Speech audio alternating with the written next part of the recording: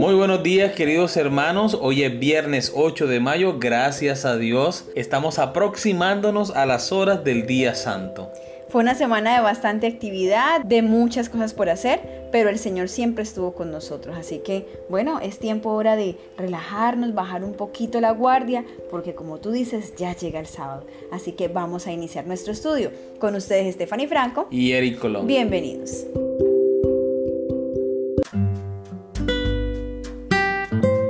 Para estudiar y meditar. Lee Elena de White, El Camino a Cristo. ¿Qué se debe hacer con la duda? Página 105 a la 113. Y el documento Métodos de Estudio de la Biblia, la primera parte, Estudio de la Biblia, Presuposiciones, Principios y Métodos. La segunda parte, Presuposiciones que surgen de las afirmaciones de la Biblia. Y la tercera parte, Principios para acercarse a la interpretación de la Escritura. Muy bien, del libro del Camino a Cristo, el capítulo 12, ¿qué debe hacerse con la duda? Hemos sacado algunos apartes que nos parecieron bastante importantes. El apóstol Pablo exclama: «Oh profundidad de las riquezas, así de la sabiduría como de la ciencia de Dios, cuán inescrutables son sus juicios e ininvestigables sus caminos. Mas aunque nubes y tinieblas están alrededor de él, justicia y juicio son el asiento de su trono». Podemos comprender lo suficiente de su trato con nosotros y los motivos que le impulsan para discernir en él un amor y misericordia sin límites, unidos a un poder infinito. Podemos entender de sus designios cuanto es bueno que sepamos, y más allá de esto, debemos seguir confiando en su mano omnipotente y en su corazón lleno de amor. La palabra de Dios, como el carácter de su divino amor, presenta misterios que nunca podrán ser plenamente comprendidos por seres finitos. La entrada del pecado en el mundo, la encarnación de Cristo, la regeneración, la resurrección y otros muchos asuntos que se presentan en la Sagrada Escritura son misterios demasiado profundos para que la mente humana los explique o siquiera los entienda plenamente. La dificultad estriba únicamente en la debilidad y estrechez del espíritu humano. Dios nos ha dado en las Santas Escrituras pruebas suficientes de su carácter divino y no debemos dudar de su palabra porque no podemos entender los misterios de su providencia. Reconocer que no podemos entender plenamente las grandes verdades de la Escritura no es sino admitir que la mente finita no basta para abarcar lo infinito, que el hombre con su limitado conocimiento humano no puede comprender los designios de la omnipotencia. No podemos llegar a entender la palabra de Dios sino por la iluminación del Espíritu por el cual ella fue dada. Las cosas de Dios nadie las conoce, sino el Espíritu de Dios, porque el Espíritu escudriña todas las cosas y aún las cosas profundas de Dios. Y la promesa del Salvador a sus discípulos fue: «Mas cuando viniere aquel, el Espíritu de verdad, Él os guiará al conocimiento de toda verdad, porque tomará de lo mío y os lo anunciará». Dios desea que el hombre haga uso de su facultad de razonar, y el estudio de la Sagrada Escritura fortalece y eleva la mente como ningún otro estudio puede hacerlo. Con todo, debemos cuidarnos de no deidificar la razón, que está sujeta a las debilidades y flaquezas de la humanidad. Si no queremos que las Sagradas Escrituras estén veladas para nuestro entendimiento, de modo que no podamos comprender ni las verdades más simples, debemos tener la sencillez y la fe de un niño, estar dispuestos a aprender e implorar la ayuda del Espíritu Santo. El conocimiento del poder y la sabiduría de Dios y la conciencia de nuestra incapacidad para comprender su grandeza deben inspirarnos humildad y hemos de abrir su palabra con santo temor, como si compareciéramos ante Él. Cuando nos acercamos a la Escritura, nuestra razón debe reconocer una autoridad superior a ella misma y el corazón y la inteligencia deben postrarse ante el gran yo soy. Como quiera que se la disfrace, la causa real de la duda y del escepticismo es, en la mayoría de los casos, el amor al pecado. Las enseñanzas y restricciones de la palabra de Dios no agradan al corazón orgulloso que ama el pecado. Y los que rehúsan acatar lo que ella requiere están listos para dudar de su autoridad. Dios nos invita a que experimentemos su amor. Dios nos invita a probar por nosotros mismos la realidad de su palabra, la verdad de sus promesas. Él nos dice: «Gustad y ved que Jehová es bueno». En vez de depender de las palabras de otro, tenemos que probar por nosotros mismos.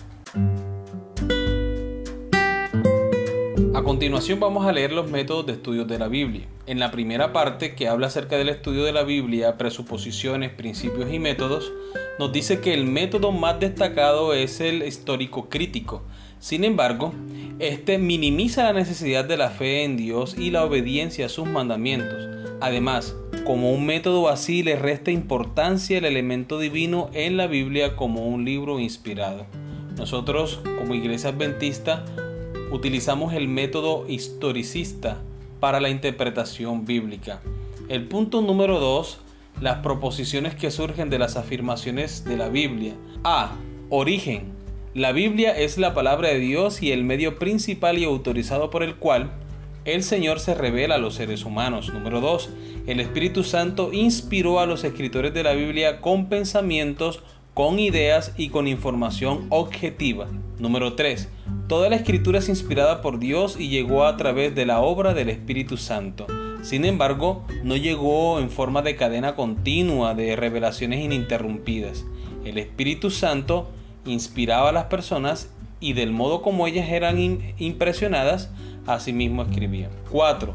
Aunque fue dada a los que vivieron en el contexto del antiguo Cercano Oriente y el Mediterráneo, la Biblia trasciende su trasfondo cultural para servir como palabra de Dios para todos los contextos culturales, raciales y situacionales en todas las edades. B. Autoridad. Los 66 libros del Antiguo y Nuevo Testamento son la revelación clara e infalible de la voluntad de Dios y de su salvación. Número 2. La Escritura es un registro auténtico y fidedigno de la historia y de los actos de Dios en la historia. Número 3. La Biblia no es igual a otros libros. Es una mezcla indivisible de lo divino y lo humano. Número 4. La razón humana está sujeta a la Biblia. No es igual a ella ni está por encima de ella. Número 5. Cuando se entiende correctamente la revelación de Dios en toda la naturaleza, está en armonía con la palabra escrita y debe ser interpretada a la luz de la Escritura. Número 3. Principios para acercarse a la interpretación de la Escritura. A. El Espíritu capacita al creyente para aceptar, entender y aplicar la Biblia a su propia vida. B. La Escritura no puede ser interpretada correctamente sin la ayuda del Espíritu Santo. C. Los que se acercan al estudio de la palabra deben hacerlo con fe, con el espíritu humilde de un principiante que trata de escuchar lo que dice la Biblia. D. La investigación de la Escritura debe estar caracterizada por ese deseo sincero de descubrir y obedecer la voluntad de Dios, más bien que buscar apoyo o evidencia para ideas preconcebidas. Continuando con la lectura de la lección, en el estudio de la palabra, dejen en la puerta de la investigación sus opiniones preconcebidas y sus ideas heredadas del ambiente y cultivadas individualmente. Nunca descubrirán la verdad si estudian las Escrituras para vindicar sus propias ideas. Dejen estas ideas a la puerta y acérquense con el corazón compungido para oír lo que el Señor tiene para decirles. Al sentarse el humilde indagador de la verdad a los pies de Jesús para aprender de Él, la palabra le da entendimiento. Cristo dice a los que son demasiado sabios en su propio concepto para estudiar la Biblia: si quieren hacerse sabios para la salvación, deben hacerse mansos y humildes de corazón. No lean la palabra a la luz de opiniones anteriores, investíguenla en cambio cuidadosamente y con oración, con una mente libre de prejuicios. Si al leer la Biblia se produce la convicción y ven que las opiniones que han acariciado no están en armonía con la palabra, no traten de hacer concordar la palabra con esas opiniones. Hagan concordar sus opiniones con la palabra. No permitan que lo que han creído o practicado en el pasado gobierne el entendimiento. Abran los ojos de su mente para contemplar maravillas en la ley. Descubran lo que está escrito y después afirmen sus pies en la roca eterna. Mensaje para los jóvenes, páginas 183 y 184. Bien, vamos a continuar con preguntas para dialogar.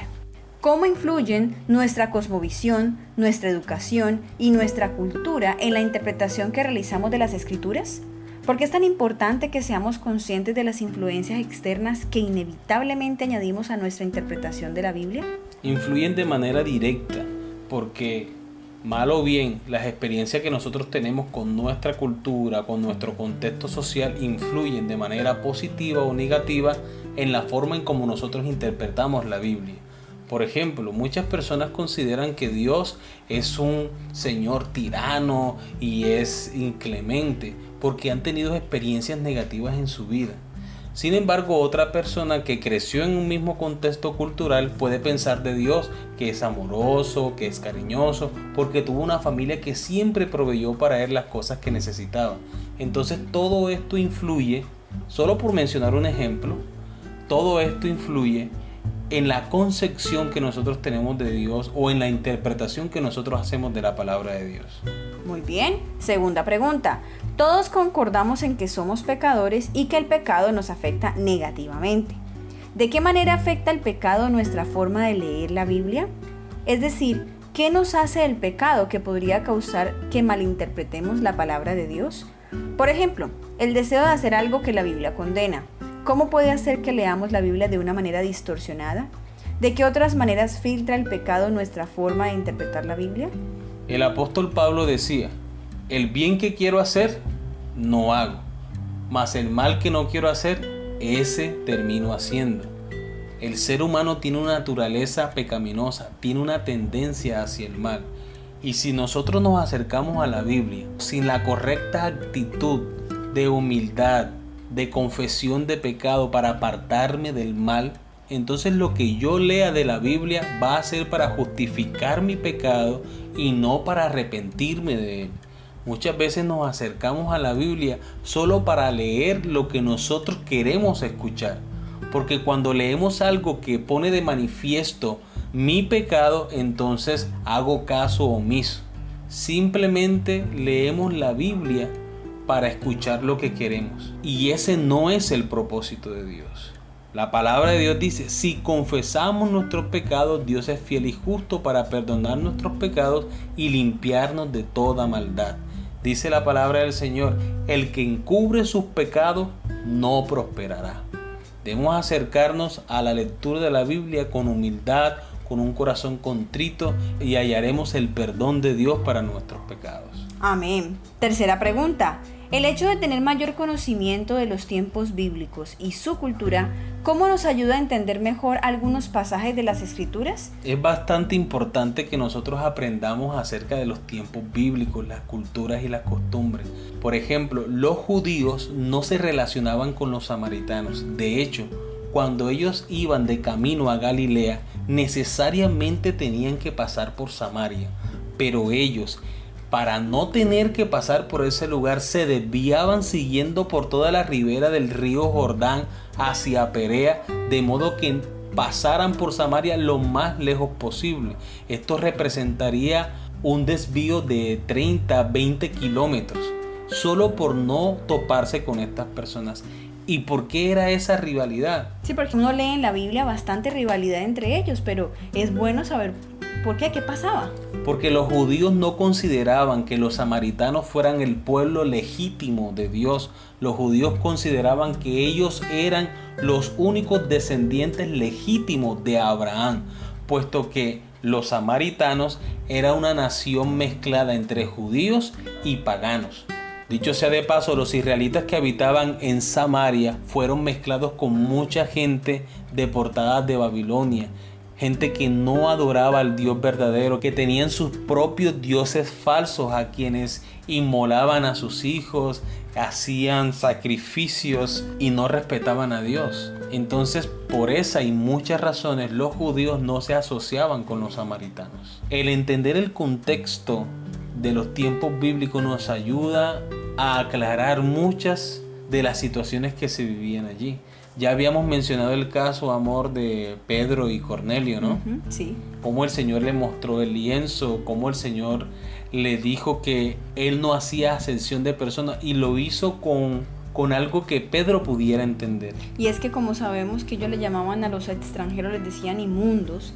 Entonces, cuando leemos un poco de la historia y vemos ellos qué opinaban de los extranjeros, podemos entender el por qué les decían inmundos. Queridos hermanos, hemos llegado al final de nuestro estudio. Esperamos que cada día nosotros podamos sentir el deseo de aprender más de la palabra de Dios, que podamos investigar, que podamos acercarnos a la Biblia con el deseo de aprender, porque estoy seguro que el Espíritu Santo nos va a capacitar. El Señor lo ha prometido y ha dicho que si le pedimos, Él lo va a dar. Si le pedimos su Santo Espíritu, lo va a proveer y abundantemente para que podamos entender la palabra y además de ello, practicarla en nuestra vida. Que tengan todos ustedes un feliz sábado, que el Señor les bendiga.